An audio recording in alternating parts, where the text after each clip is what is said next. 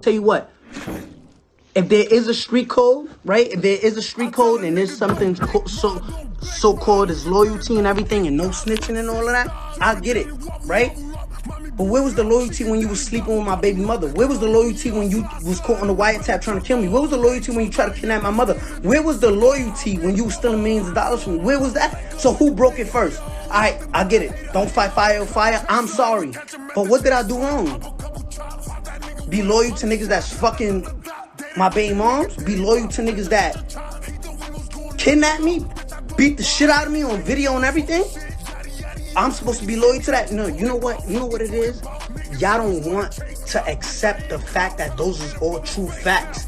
Y'all don't want to accept. Y'all understand why I snitch. Y'all understand. Y'all don't want to understand. It's not that y'all don't understand. Y'all don't want to understand.